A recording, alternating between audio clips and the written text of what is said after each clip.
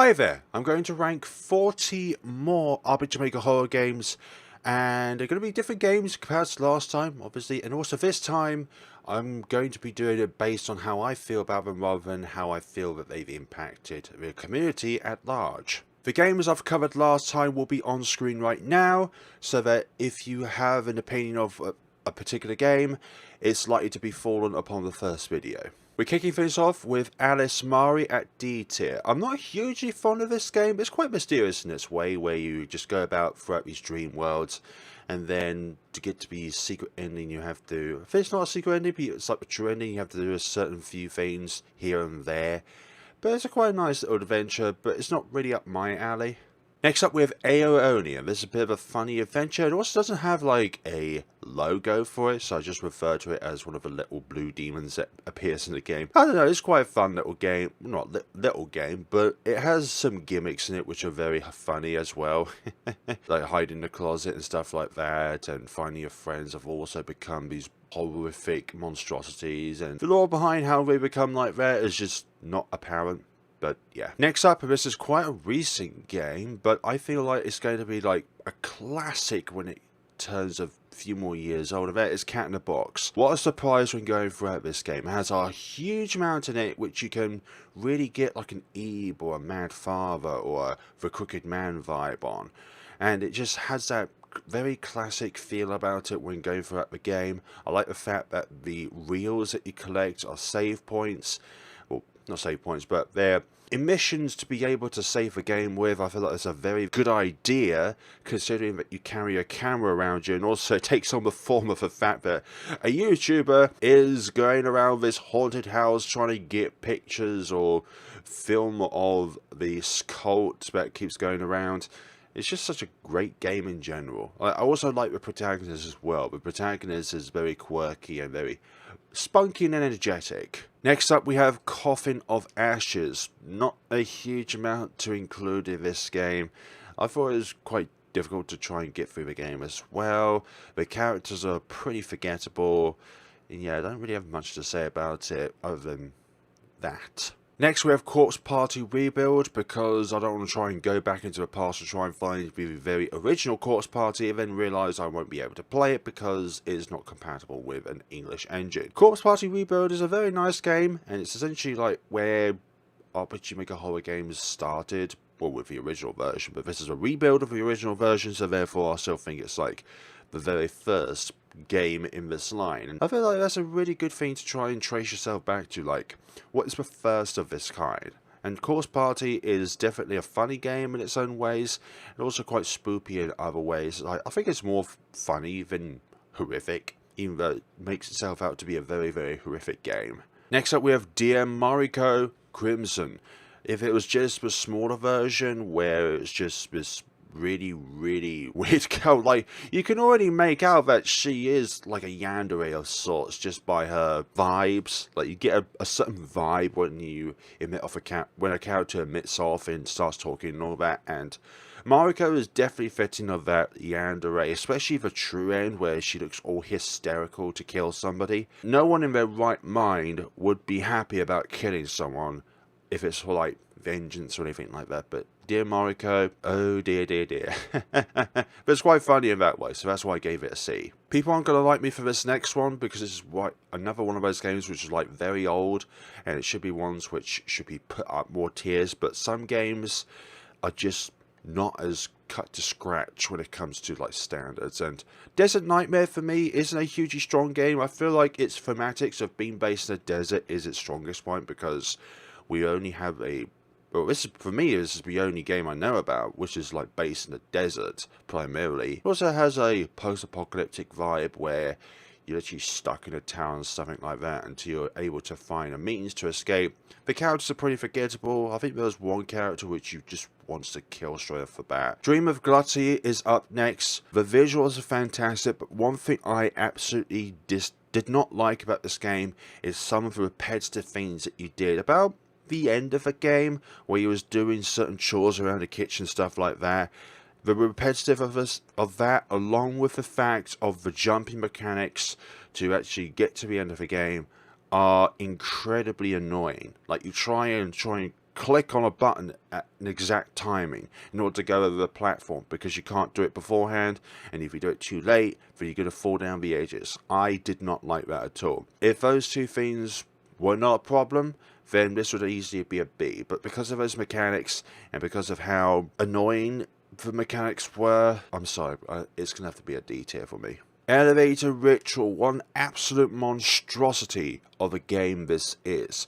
Firstly, you have about 10 or 11 floors where it was copy and paste. Most of the layout of each floor was exactly the same. Repetitiveness is something I don't like in a game, where you go to another location and you have no idea where you are because there's nothing signature about each floor. Secondly, enemies. They spawn far too close to where corridors and doors are. Or so, corridor starts and where doors are. So corridor starts are like if you're going from one part of the room, one part of the room to another part of the room, and then you're going down. It's just so goddamn annoying, that game. Also as well, the instructions don't make any sense.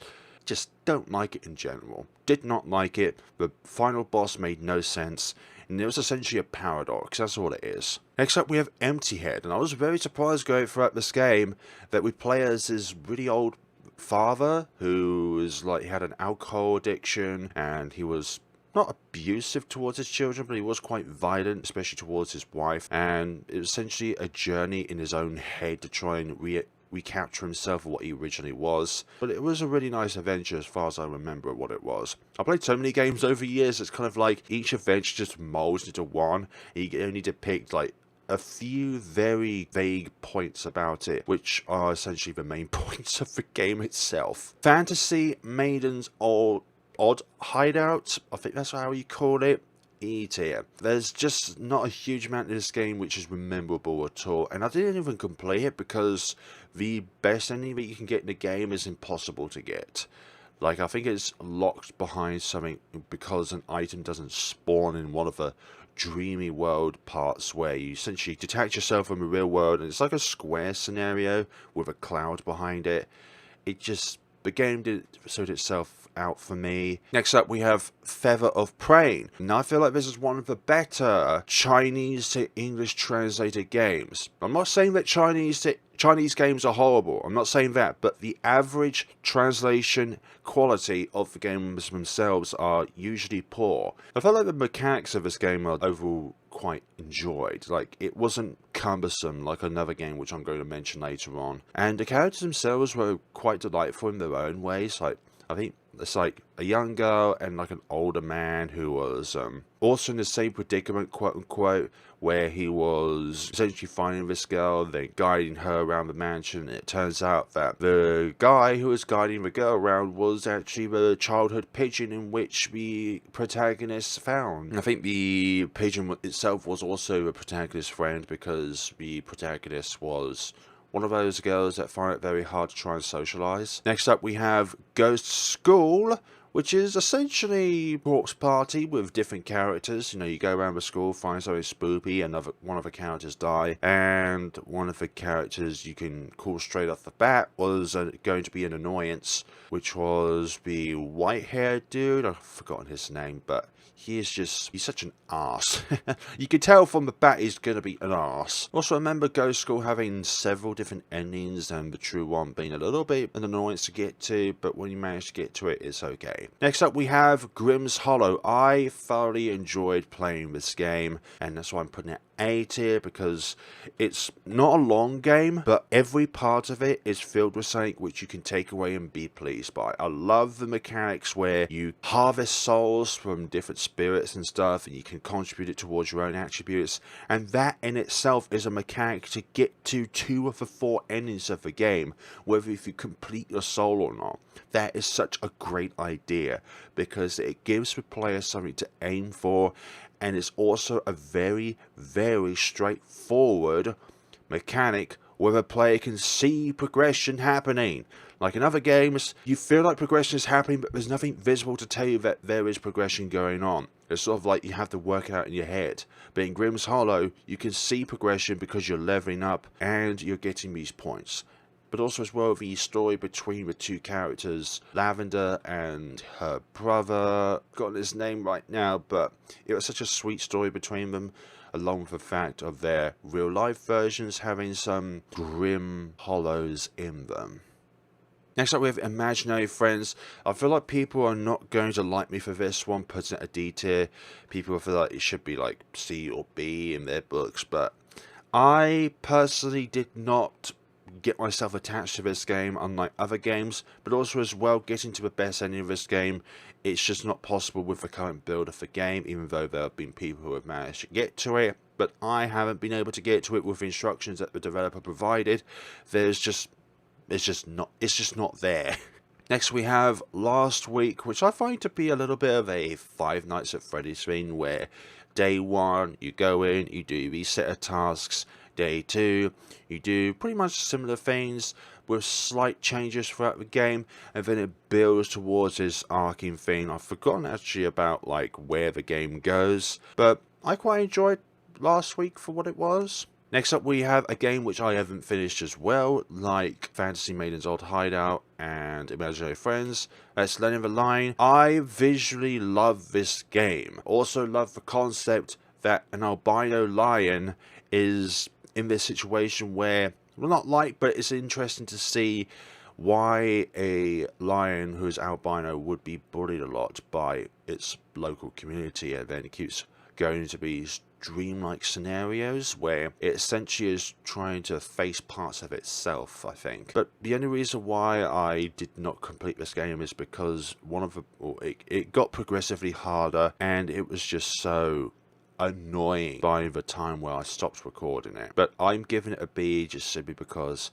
I feel like the story itself and the visuals are fantastic, but I could not finish it to save my life. Next up we have Lie Eater. That's 1, 2 and 3, and for me this is my favourite of the Miwashaba games. I've not played 1-Bit Hearts yet. I want to get around to it at some point, but I just keep encountering newer games which I want to cover because other people have not covered it. Lie Eat is quite a quirky adventure with Athena and this other character, which is its carer, parent, however you want to call it, who keeps changing their name, so it's difficult to track what name is actually his. I think at some point in the third game his real name was revealed, but I think the thing that I love about this game the most is Athena, and it's overall quirkiness and the ability to eat up lies. Like, that's just such a cool and unique concept about it. Like, if somebody lies, it manifests into a physical form. Like, there are certain things about certain games which I love the most, and Athena's ability to be able to eat up manifestations of lies, which is my personal favourite bit. Next up we have Living Playground. I think this is a very cool game. What I like about it mostly is the fact that these little kids can transform into playground pieces, like slides and swings. I've forgotten what the other one was. It's like a very in the past scenario where you can imagine yourself as a little kid getting up into mischief, but I really like this game. Next up we have Lucy, which is also at a D tier like other games because it is essentially not a copy of The Witch's House, but is largely inspired by it. Apparently one of the endings is also got a mechanic where you have to just simply wait for an hour after you spawn in, which is one of the endings of The Witch's House. So I think the developer was going towards that idea of having The Witch's House being a large part of the game in itself. But it wasn't all that scary or anything like that, which is what The Witch's House was when you really go through that game. But I think it's because we played so many games for so many years there. Certain parts of horror becomes numb to you because you've witnessed it so many times. Next up we have Memento. I did not get attached to this game unlike other games. It just did not feel like it had a flow to it whatsoever, and the mechanics of going up against bosses and trying to fathom out puzzles, it feels like it doesn't reward you in any way. The bosses themselves are really difficult to fathom how you actually defeat them, and going through the game itself, it was very, very tediousness. I feel like half the time you're actually waiting for cutscenes to occur rather than actually playing the game. It just did not gel with me as well, and also the fact that the developer only wanted Let's Players to only cover one ending rather than all of them as well. It just made it a really restricting time for those who actually wanted to sit down and content create for the actual purpose of providing entertainment and also as well help to community, people, and just people in general. Now the next game, if it wasn't for the 2 chapters at the end plus a epilogue which is still in development, then it would be an A. But the different things that came about in chapters 3 and 4 of this next game was just so powerful. Midnight Train is an S tier for me. This game, unlike Aria Story, which is more cute horror, this one was cool and dark. I loved the characters in this game. Each one feels like they have their own qualities about them which separates them from other characters, because in certain games it feels like there's not really a lot explained about characters. Like, what is unique about this character? What's unique about that character?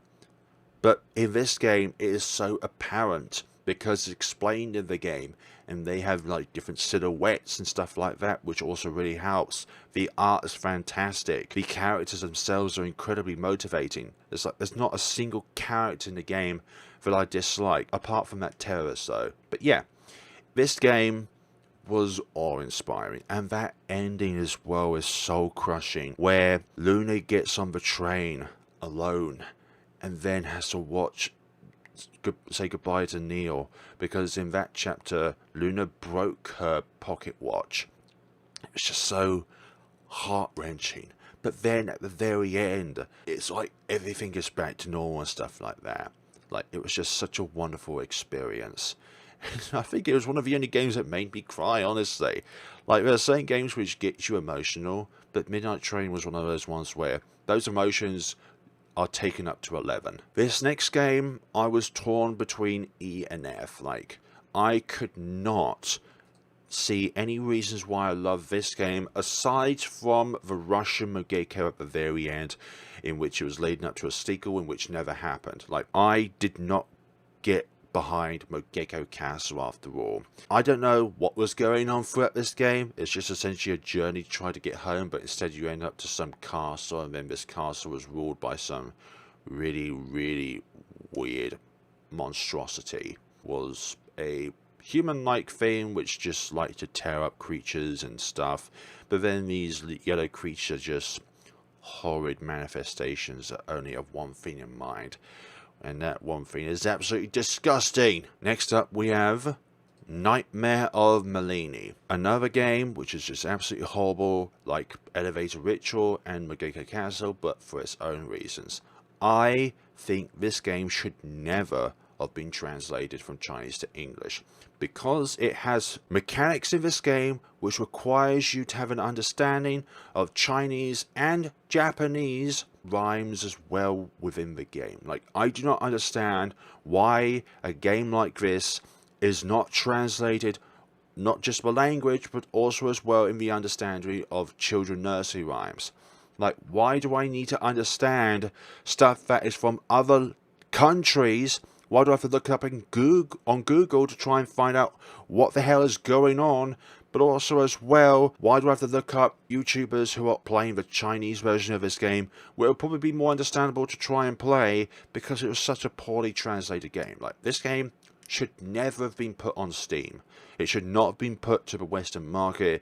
It was more or less a cash grab with no updates whatsoever. Next up we have Mori, and the sole reason why it's not S and it's an A is because of the transparency of the developers to the fan base. People were so torn before the game was released, but when it was finally released, we rejoiced, we played it, and we was absolutely mesmerized by the scenario which this game presented to us in so many different ways of going about the game. It felt like an RPG, rather than, let's just say, you go to one point, interact with it, go to another point, interact with it, go to another point, pick up a key, and then you can go through this door which you've been wondering why you couldn't get into it for 20 hours straight. But it is just the fact that there was basically no transparency, and I feel like that's why it was just such a slog waiting for this game. But I thoroughly enjoyed Mori for what it was. I love the characters, probably except the main character. Like, he was the only one that kind of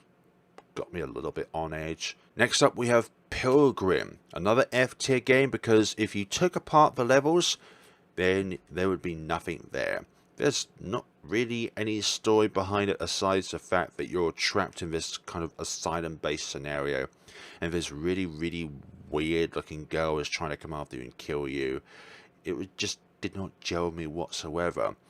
Some games are F tier because they've just got one or two things which stick out like a sore thumb. This one, not as large in particular areas, but everything about it was just so dull. Next up, we have Prom Dreams at A tier, and what a delight to go throughout this game. You have different branching paths that you could choose to go on, or you can just simply go through the main story of the game.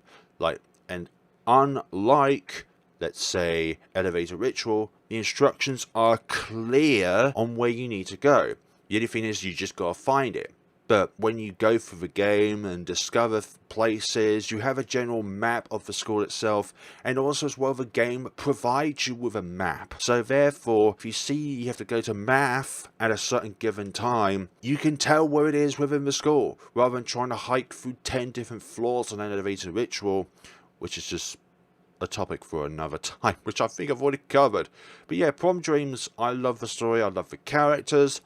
It was such a surprise that one of the possible dates in the game was also, I think, the main antagonist of the game, because if it wasn't for Brooke, then I've forgotten her name, who was in the wheelchair, but she wouldn't have become manifested by the abysmalic demon that not tormented her, but she accepted so that she can gain these powers and then overrule the characters' minds and everything like that. But it was such a delight to go throughout this game. Such a delight.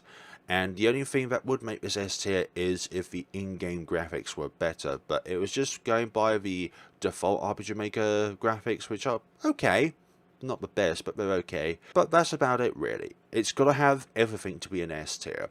And the only thing that would bump it up to an S tier would be if it had graphics like Toraviro the Celestial Tower, which is another game made by the same developer. But both games, I suggest you check them out. Next up, we have Project Cat. What a popular game as well on Itch.io. Like, it's always on the popular tab, and I can see why.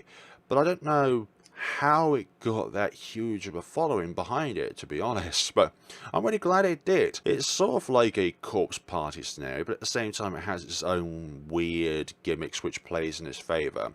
I can't really remember what kind of gimmicks they were, but the main character is very cheeky.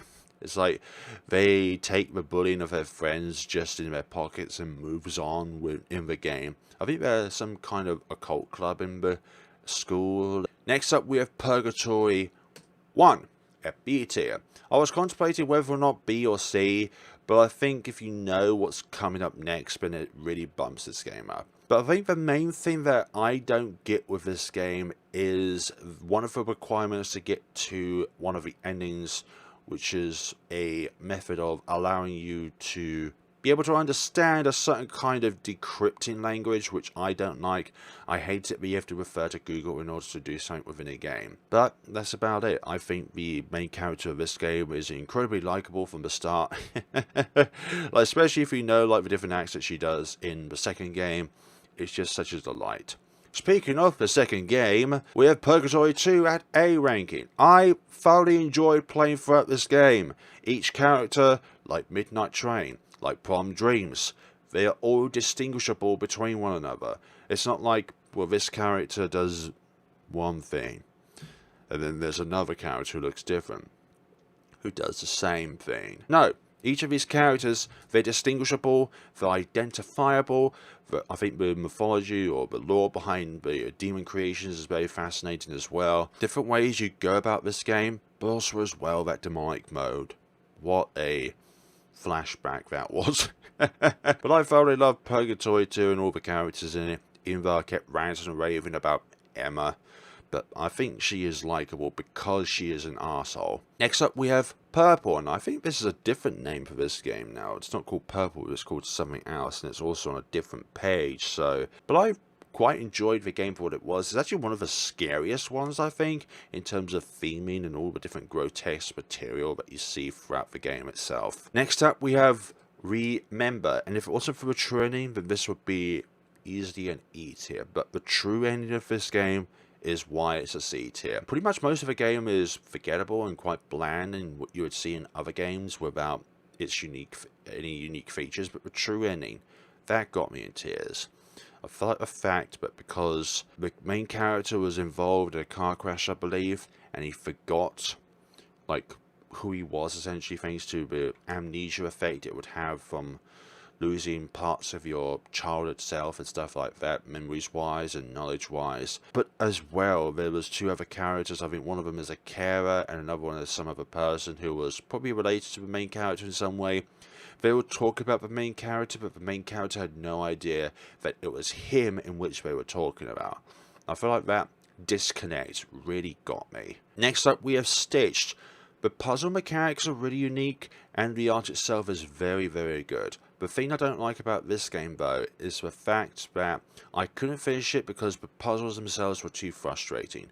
They were too involved. Some games have puzzles which have no involvement, but this one had too much into it, and it felt more like a jigsaw over anything else. But I like the story. Like, this main character that we play as is essentially a doll that's put together and restored, and I think as well, when you go throughout the game, you find out that the father is part of an evil organization that manages the warehouse itself and all of the prisoners inside it. Next up, we have Security, which is made by the same developer as Pilgrim and Akamitan. Not as bad. I feel like there are a few other features in this game which are redeemable, rather than Pilgrim, where it feels like everything is just boring. But it's still a pretty meh experience for me. I suppose some parts are a little bit scary, but not. Like, you can't really relate yourself to any of the characters. Next up, we have The Grey Garden, sorry. And to me, this is probably my favourite Mogeko game out there. Like, it is probably the only one which is like, I really like the characters in this game. There's not like a character which I dislike per se, but it's still a little bit of a cheesy story behind it. I do like the fact that, like, angels and demons can coexist. I think that's like the best part about it. Next up, we have The Wedding, another pretty forgettable game. There's not a huge amount to it other than the fact that there's two children that escaped from a wedding or so because they were bored, and then they got into this like really weird scenario. Also remember as well, the game is really slow when walking. There's no way to be able to run because it was in the RPG Maker XP engine. Next up, we have Timeline. I really like this game. Throughout the demo, throughout Chapter 0, which is not canon, also as well the other chapters, it was a really bizarre adventure, but I think the bizarreness of these adventures works in its favour. You have the main character, which I think is one of the most uniquely dressed characters as well, like having a white top and then having a red jacket which hangs off towards the lower parts of his upper arm, I believe. The story is a bit difficult to understand, but I feel like the art itself is fantastic. It feels very unique. The titles logo is also really unique, as you can see, like the different style that it has and how it's eerily linked together. Next up, we have Wood Nahara and the Great Blue Sea. It's kind of in between the Grey Castle and Mogeko Castle when it comes to ranking for me. This is slightly worse for me than the Grey Garden, simply because it is a depiction of the R word when it comes to the main character. And when you have to rely on such a horrific event in order to captivate the player, it's really dimming.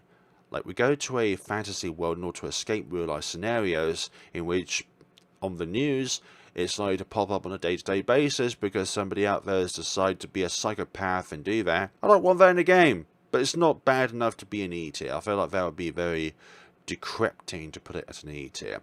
Whereas Mogeko Castle, you could put that in E or an F and justify it in any way, shape or form. Next up, we have Wizard of White Box, a game translated by Tasaki, and I think it was one of his better translations, if I remember so correctly. Like, there are other games which we covered in the previous tier list, which were pretty mediocre to good translations. But I think the aspect about it is the fact that there's this guy which has a white box in his head, which is, I can't remember the reason why that happened, but I think it was some way to prevent something from happening. And lastly, we have Wolf and Rabbit. Like some of the other translated games, mentioned previously, it's kind of like one of those games where the translation itself could use a bit of work, but this is one of the better ones. Like, I really like the fact that the wolf is the protagonist and also the hero in this game, whereas the rabbit is this really evil, weird monstrosity that is out to kill you, but then at the same time not kill you, because at the true ending it's kind of like, would you like me to be with you and stuff like that, and they become partners in a way or become best friends. So that is it, folks. That is 40 different games, or more than 40 different games, considering that some of them are just splurged into one, like Light.